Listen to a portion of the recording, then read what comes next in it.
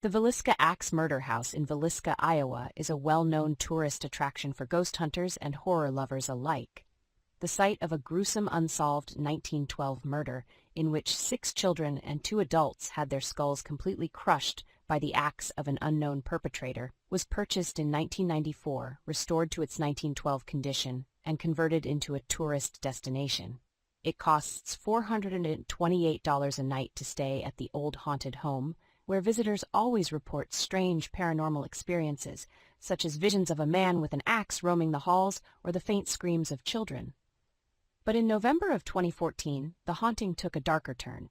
Robert Stephen Lorson Jr., 37, of Rhinelander, Wisconsin, was on a regular recreational paranormal visit with friends when true horror struck. Per Vice, his companions found him stabbed in the chest, an apparently self-inflicted wound, called 911, and Lorson was brought to a nearby hospital before being helicoptered to Creighton University Medical Center in Omaha. The Montgomery County Sheriff's Office said Lorson suffered the self-inflicted injury at about 12:45 a.m., which is around the same time the 1912 axe murders in the house began. Lorson recovered from his injuries, but has never spoken publicly about what occurred that day. For Martha Lynn, the owner of the home, the incident was very upsetting. It's publicity, but it's not exactly the kind of publicity you desire to have. I don't want people thinking that when they come to the Villisca Axe Murder House, something's going to happen that's going to make them do something like that. The house remains open for tourist visits and overnight stays today. This short tale starts benignly enough, with a friendly-seeming ghost playing with children. But when you learn the origins of the ghost and just why the ghost is moving the object around the room, it quickly gets a lot creepier. Submitted via Reddit by Scoopwhoop. When my sister Betsy and I were kids, our family lived for a while in a charming old farmhouse. We loved exploring its dusty corners and climbing the apple tree in the backyard. But our favorite thing was the ghost. We called her Mother because she seemed so kind and nurturing. Some mornings, Betsy and I would wake up, and on each of our nightstands, we'd find a cup that hadn't been there the night before. Mother had left them there, worried that we'd get thirsty during the night. She just wanted to take care of us. Among the home's original furnishings was an antique wooden chair, which we kept against the back wall of the living room. Whenever we were preoccupied, watching TV or playing a game, Mother would inch that chair forward across the room toward us. Sometimes she'd manage to move it all the way to the center of the room. We always felt sad putting it back against the wall. Mother just wanted to be near us. Years later, long after we'd moved out, I found an old newspaper article about the farmhouse's original occupant, a widow. She'd murdered her 2 children by giving them each a cup of poisoned milk before bed. Then she hung herself. The article included a photo of the farmhouse's living room with a woman's body hanging from a beam.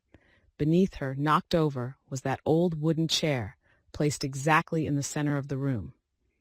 Did it get colder in here? Or is it just me? Once upon a time, there was a young woman who had 2 boyfriends, Bill and Charlie. Both of them were madly in love with her. Every Friday night she would go out with Bill, and every Saturday night she had a date with Charlie. This young woman knew that one day she would marry either Bill or Charlie, but she was in no rush to take the next step. One weekend, everything abruptly changed. It started on Friday when she was having dinner with Bill. Right before dessert, Bill proposed to her. The woman was so startled that all she could say was, "Let me think about it." Bill was so disappointed that he took her home immediately. Saturday night, she had her usual date with Charlie. Right after dessert, Charlie proposed.